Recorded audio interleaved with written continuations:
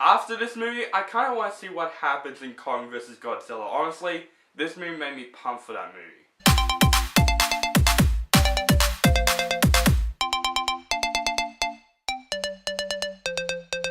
Godzilla, King of the Monsters. So Godzilla, King of the Monsters is of course the third film in this monsterverse by Warner Brothers, and it's the second Godzilla film after the 2014 Godzilla film. And this film has a lot of cast. Billy Bobby Brown, Chandler, Ken Watanabe, Varisty, like a lot of people are in this film. Even some extras that are also big actors as well. So basically this movie took place 5 years after the first Godzilla, where the Titans, these different monsters, pop out to see who gets to be king of all these monsters. You know, like Ronin, Ghidorah, and Mothra. And basically those three monsters are battling to see who gets to be king. And Godzilla came up and show who's boss. And the humanity in the film are choosing which side they should be on. They should be on the other three monster side or Godzilla side. That's basically this movie. And honestly, I was very excited about this movie. I love the trailers of the movie, especially the Comic-Con trailer. I was like, that is the best written trailer that I have ever seen. So it made me pumped for this movie. And I gotta say, I don't mind this monsterverse universe at all. Like, I didn't mind the 2014 Godzilla. A lot of people hated that movie, and honestly, I liked the movie. I thought the monster fights were great, but yeah, it has shitty human characters. Even Kong Skull Island, especially, I love the monster fight. King Kong looks great, but it has shitty human characters. I gotta say, Godzilla King of the Monsters is a fun movie with a lot of monster fights, and it has a couple good human characters. But we're gonna get to that later, because as a movie, I feel very entertained by this movie. A lot of people hate it. They just take films way too seriously, honestly. I thought this film was made for entertainment, and honestly, Godzilla, King of the Monsters, really entertained me. Let's first talk about the visual effects of this movie, because that's the thing that stood out for me. The visual effects look absolutely beautiful and spectacular. There's a lot of great cinematography in this film. There's a lot of great looks in the film. The design, the look of the monsters look absolutely phenomenal. Godzilla, of course, is the best monster in this entire movie because, of course, he's the good monster. But honestly, Godzilla was just awesome in the film. The way we introduce his character in this film, holy shit. Godzilla is just huge, he's awesome, he's badass, and this movie shows a lot more Godzilla than the last Godzilla movie. A lot of people are like, 2014's Godzilla sucked because we didn't get to see more Godzilla. Don't worry. This film, we get to see a lot of Godzilla, and he was awesome. But also, the other monsters were great in this movie also. Especially Ghidorah, I hope I said the name right, the three-headed one.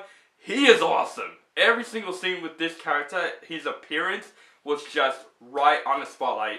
That character is so phenomenal. And I would say, with Godzilla, he's the best monster in the entire film. But also, Rodan was really cool in the film. I loved the balancing with his character. But also, Mothra, I hope I said that monster's name right, it's this butterfly-type monster. I thought it looked gorgeous. Like, the visual effects of that looks absolutely amazing. Remember in the trailer with the waterfall and you see the wings?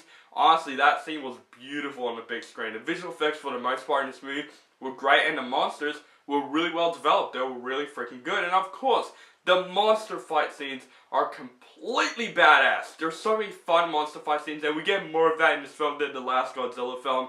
And honestly, the monster fights is the thing that kept me entertained by this movie. They look great. Some of the action scenes do feel a bit shaky, but that's like one scene. I can see every moment with the other action scenes, and they are fun and entertaining to watch. And like I said, the director of this film filmed the action scenes mostly well. The director of this movie directed Trick or Treat and Krampus, those really original horror films, so this is his first time taking on a science fiction film, and honestly, he did that really well in this film. But what about the human characters in the film? Well, there are a couple of human characters that I did like in this film.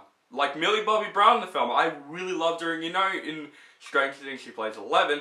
Now she's in this movie. This is her first movie debut, and honestly, she was great. Every single scene with her, I'm like, she is her character. She is acting. And honestly, I want to see her in more films. Agent of Millie Bobby Brown, like, put her in a lot of films as possible. Put her, like, in a romance film, or a drama film, or even an action film if you can, because she is great in this film. Also, Ken Watanabe, I loved him from the first Godzilla movie, and of course, he was awesome in the film. There's so many fantastic moments with his character. But that's all the positive with Godzilla King of the Monsters, because there's a lot of problems with this film. And yeah, it felt kind of mixed for me as a film, but as the film, like when I watch it as an entertainment value, it definitely is an entertaining film. And honestly, I thought this one, out of the 3 MonsterVerse films, this is probably the best out of them all. But it does have a couple of issues. First of all, of course the human characters for the most part were just meh. Like Kyle Chandler in the film, I thought he was fine. He's one of those characters in the film that basically is like, he takes over everything. Like, it's like, no, you have to do this, no, you have to do that, no, you have to do that. He's like in charge of the corporation, which he shouldn't be. And that's why I thought his character was just kind of annoying and okay. Which is disappointing, because I like Kyle Chandler as the actor, and he's basically the protagonist of this movie. But his character wasn't developed as well. I just thought he was just so overacting in a lot of scenes of the movie. Also, probably the worst character out of them all is Varisty. I thought her character pisses me off in this film. She's one of those people that like plays a 1970s character that just basically does it because someone told her to, and a lot of people say, don't do it, but of course she does it. She's one of those characters, and honestly, a lot of scenes in the movie, I'm like, why did you freaking did that? Her character is probably one of the most stupidest characters in the entire movie, but there's also some sub-characters in the film that I did not expect to be in the film, and they're not handled as well as I thought it would be. You know the guy from Get Out, he plays the father in the movie, I don't know the actor's name. He's in the film, he's there for laughs, and basically the jokes weren't that funny. Also, O'Shea Jackson Jr. is in this film, and I would say he's cool, but he's another comedic character that's just not funny in the film. Also, the villain in the film, I don't know this actor's name, but literally, this villain is just so forgettable. Every moment with him, I'm like, who is his character? We don't even know who his character is, he's just there in the entire film. And as I said before, some of the action scenes of this movie are quite shaky in a couple of scenes. Like, there's a water action scene, and literally, you don't even see what the hell is going on, because it goes back to the human characters, goes back to the action, and honestly, I hate things like that. I don't like how the action scenes filled out so well. Is this movie boring? No. I was actually very entertained from start to finish, because I watched Godzilla King of Monsters just to like see monsters fight, and I think that's what everyone should go see this movie for, not for the story, not for the human characters, because the story and the human characters aren't developed as well. It's kind of like the first Godzilla and Kong Skull Island. It's basically that type of movie where you just had to look at the visuals, look at the monster fights, and it will keep you entertained in the entire film. And honestly, I would say this is the best MonsterVerse movie out of it. Like, there are a couple good human characters in the film, but for the most part, there are bad human characters in the film. But you just had to go see this movie to just see Godzilla kicking ass, and honestly, the action was so much fun. I don't think this movie was disappointing at all, because I did expect this movie to be like this, because out of the MonsterVerse movie, it does feel unnecessary, but at least it kept us entertained. And after this movie, as I said in my intro, very interested to see what Godzilla and Kong brings us, because I'm going to give Godzilla, King of the Monsters, a thumbs up rating. So guys, that is my review of Godzilla, King of the Monsters. Let me know down below what you think of the film. If you liked the film, hate the film, or thought it was disappointing, just let me know in the comments below. I want to hear your opinion. Make sure you guys follow me on Facebook, Stardust, Instagram, Twitter.